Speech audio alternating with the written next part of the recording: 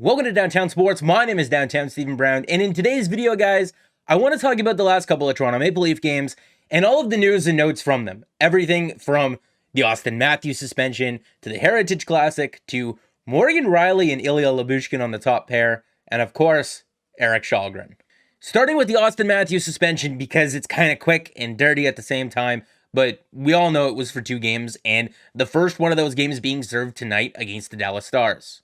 Austin Matthews was a finalist for the 2021 Lady Byng Trophy, which is awarded to the player voted best to combine sportsmanship, gentlemanly conduct, and ability, and he has no past history with the Department of Player Safety. Did Austin Matthews deserve a suspension for the type of cross-check that he laid on Rasmus Dahlin? Probably. But on the screen right now are 24 different examples of guys receiving a $5,000 fine for an illegal cross-check. Now, are all of them examples of cross-checks to the face? No. But at the same time, to say that there's any sort of consistency with the NHL's Department of Player Safety is just wrong. My Leafs Nation colleague David Alter wrote a very interesting article the other day about if Austin Matthews' outspokenness of officiating is hurting or helping the Toronto Maple Leafs. And if you follow the trail of breadcrumbs like David did, Matthews' relationship with the referee or the officiating crew from that Thursday game against the Arizona Coyotes where the blatant hold wasn't called on Jacob Källgren is very interesting to say the least. I'll leave the article linked in the description of the video if you want to check it out. Out of over 300 forwards to play at least 500 minutes at 5-on-5 this season, Austin Matthews ranks 291st in penalties drawn per 60 minutes. There is absolutely no reason that a player of his caliber, whether it's him or not, should draw that few penalties, especially for a guy who carries the puck as much as him. There's no way that there's not more hooking, slashing, holding, or tripping going on there. Am I complaining about it or expecting anything to change? No. So if Matthews is going to develop a little bit of a mean streak as a response to it, here's hoping that he picks the right spots. Because as a Maple Leafs fan and someone who dearly loved Nazem Kadri when he played here, you don't have to tell me what happens when a player sees the red mist at the wrong time. But toughness is a team mentality. It can't just be coming from 1, 2, or even 3 guys. It's got to be a collective effort. And the last 3 games, the Maple Leafs have been credited with 42, 30, and 31 hits. And Quant Hockey only allows me to view game logs going as far back as 2016, 2017. I wish I could go further back to actually find the actual date when the last time the Maple Leafs had 3 consecutive games of at least 30 plus hits, because they haven't done it in the last 6 years. The closest was a stretch from November the 5th to the 11th of 2016 when they had 32, 39, and 29.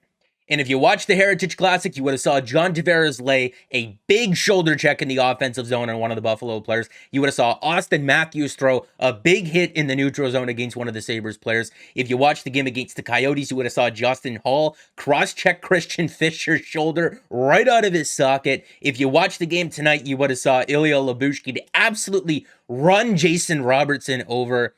And I believe that was Ilya Mikheyev that tackled over either Dylan Cousins or Tage Thompson. Either way, those are 2 really big boys. And you know you're going to get it from Michael Bunting as well. There are guys in this lineup who can be jerks. If this is a sign of things to come, I think a lot of people can get behind it. In terms of the rest of the Heritage Classic, that's all I really want to say about it. I was there. It was a cool experience. The first period was boring and cold. The second period was fun, but even colder. And the third was just miserable and somehow even colder than that. It's a stadium without a roof, but somehow you are still able to feel the air leave the building when Peter Mrazek let in that third goal from the corner of the offensive zone on the goal line. To be fair to Mrazek, there was that one goal that went in off of TJ Brodie. Speaking of this one particular goal, TJ Brodie's reaction to the puck hitting him and going directly into the net had me absolutely crying of laughter in my seat. Because if you zoom into his face here, his reaction is just, no! I don't necessarily know how to word this, but it kind of goes hand in hand with show me a good goalie and I'll show you a good defense. If you show me a good goalie, I'll show you a team who trusts a guy back there and plays better in front of him. And I believe that we saw that a bit last season when Frederik Andersen was in the net versus Jack Campbell. I mean, I don't know if these numbers are just a coincidence or not, but when Jack Campbell was in the net for the Maple Leafs last year, they controlled more of the shot attempts, more of the actual shots, more of the actual goals, more of the expected goals, about the same amount of the scoring opportunities, but more of the high danger shot attempts as well. Which is why you could say it's the goaltending, it's the defense. I don't really know how to evaluate the Maple Leafs when he's in the net because they don't trust him. And like I said earlier, it's a stadium without a roof, but when he allows that goal from the corner on the goal line, you could feel the air leave the stadium. And if the fans felt that way, the players probably feel a similar way too. I mean, a couple of games ago, the camera picked up Wayne Simmons' lips after a goal had gone in, and he's basically just like, here we go again. But the defense still does need to be better. I've gone back and forth on the train of possibly including Alex Kerfoot in a trade this year, but you see a guy like Austin Matthews come out of the lineup tonight to serve a game in his suspension. You see a guy maybe like Tavares go down with an injury, and you see how valuable he becomes to the Toronto Maple Leafs. His versatility is unparalleled, and you can understand why a guy like Sheldon Keefe would really value a guy that he doesn't need to even worry about. You pencil him in wherever you need him, and he's good to go. This is a Mark Masters tweet from March the 6th, and when I first saw it, I didn't really know what to make of it. But Sheldon Keefe on Lyubushkin. Part of what we talked about today is that he is feeling better around here in terms of knowing what we expect and what we are looking for from him. Wants to make sure Ilya is comfortable before giving him more minutes and tougher matchups. TJ Brodie was the Maple Leafs defender who drew most of the ice time playing up against Jason Robertson, who's been the Dallas Stars' best forward this season. And TJ Brodie and Justin Holl weren't that bad tonight. But at the same time, Ilya Lyubushkin mostly went up against guys like Tyler Seguin and Jamie Benn and Alexander Radulov, and the numbers were okay for Riley Lyubushkin. I mean, they played a little bit together in that Heritage Classic against the Buffalo Sabres. Not going to look up the numbers for that game, but if those two guys can build some chemistry together, that could go a long way for the Maple Leafs blue line. Don't worry, I will get to Rasmus Sandin in a minute. Don't overreact to any of the lines that I have up on the screen right now. But if Morgan Rielly and if Rielly and Lyubushkin are able to find some chemistry together, then that frees up TJ Brodie to be a problem solver somewhere else on their blue line. Editing the video here, I don't want you to think that I feel like Mikheyev, Matthews, and Nylander could be a good line here. Honestly, I didn't give any thought to putting together the forward lines. I was really just talking about the defensive pairs. I've showed it in so many videos. Some of you already know what's coming. Sheldon Keefe in the middle of January, when asked what Jake Muzzin has been struggling with this season, said that he's been struggling with moving the puck and making decisions with it. And suddenly, that defenseman who can play the right side, who makes responsible decisions with the puck, and who can move it, can be a guy like TJ Brodie. I'm not a huge fan of breaking up Morgan Rielly and TJ Brodie long term, because it's been their most consistent deep pairing over the last couple of years. But if you can solve the problem on the blue line internally, that would be really, really awesome.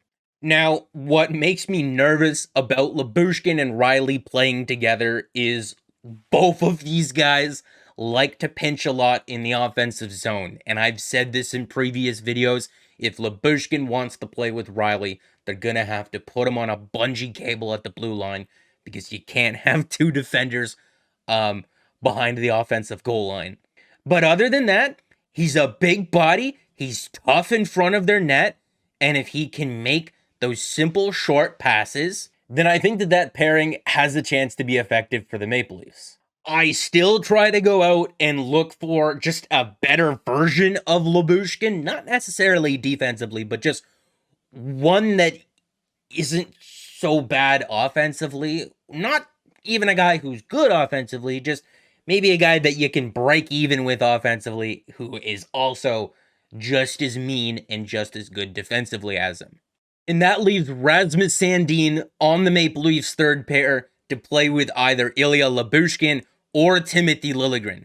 But regardless of who he plays with, that third pair involving him would be, if not the best, one of the best third pairs in the entire NHL. That's how hot he is right now. That's how good of a season he's having. I can't show the replay, unfortunately, but the 5'11", 178-pound defender Rasmus Sandin in his own zone lays out the 6'1", 200-pound Alexander Radulov, joins the rush back up ice with Mitch Marner and John Tavares, making some pretty passes between each other, gets the puck and roofs it backhand on Jake Ottinger after taking it to the net. Michael Bunting, John Tavares, and Mitch Marner were on the ice together at 5-on-5 tonight for 10 minutes and 30 seconds, and they led the shot attempts 17-5, the actual shots 8-3, the actual goals 1-0, and the scoring opportunities 14-3. Don't throw any rocks through the camera or anything like that. I'm just asking a question. When Auston Matthews comes back, do you potentially break up what probably is the best line in hockey right now to find some more consistency between your top two lines and play Matthews with Nylander and somebody else? Like I said, it's just a question, not an opinion. I'm just asking. Don't throw any rocks. There's 2 more games before the trade deadline, and Chris Johnston on Insider Trading today reported that the Maple Leafs could potentially be looking at upgrades at all 3 positions, forward, defense, and goalie, and no longer just looking at making one possible move, which could mean Muzzin stays on LTIR for the remainder of the season, or we're going to see some guys get traded off the roster next Monday. But I would rather experiment before the deadline than acquire someone that you don't necessarily need. I mean, more depth is more depth, but at the same time, you have more games after to experiment. I would rather do it now than in the playoffs. But again, it's not an opinion. I just asked a question. Don't throw any rocks at me for suggesting to break up what is probably the best line in the NHL right now. Overall, the Maple Leafs played a really great game, controlling the majority of the shot attempts, shots, scoring opportunities, the high danger shot attempts, the expected goals as well in this one. They completely shredded a really good defensive team in the Dallas Stars without their best player. I waited until the end to talk about Erik Källgren, and I don't know if that's a mistake or not, but I wanted to highlight the team in front of him before getting to him because he's the story regardless. But I wanted to talk about all those interesting little facts first. Like I said, don't know if that was a mistake or not, but ask any Maple Leafs fan. Does anyone like Peter Mrazek right now? No. And I tweeted this out. Leafs fans are ruthless, but just listen to the crowd and how they've received Erik Källgren here in this game tonight against the Dallas Stars. You play well and you're a hero.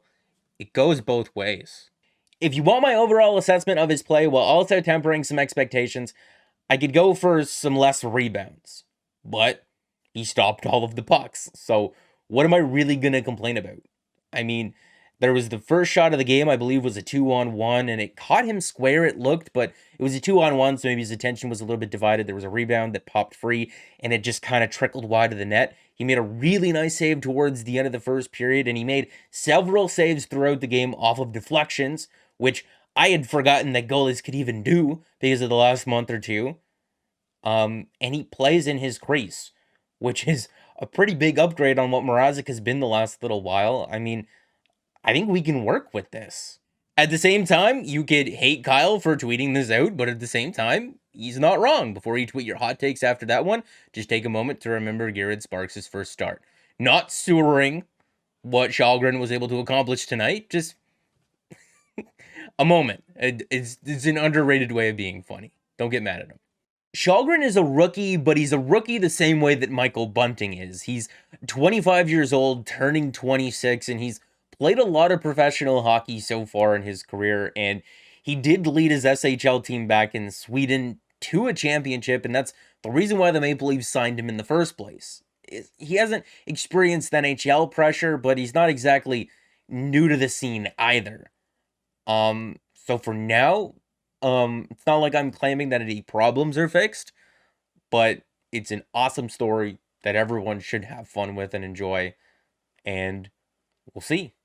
Jack Campbell's going to be injured for another couple of weeks, and I don't see a reason that you would start Peter Mrazek over him.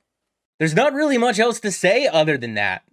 I mean, the Maple Leafs have only gotten goaltending above 900 this year in 1 out of the 6 months that they've been playing, and somehow they find themselves tied for 5th in the NHL in points percentage and 1 point back of the Tampa Bay Lightning, having played an extra game. But whatever. The Maple Leafs can be a really, really damn good team if they can play in front of a goalie that can give them some stops. But the defense also still needs to be better. I need to say that because it's true. And it just highlights how good the team could be if they could get some consistent goaltending and shore up that blue line a little bit more like we were talking about earlier. That's going to be it for the video, guys. Make sure to like it if you did like it and subscribe for more because more is always on the way. And guys, I'll see you again in the next one.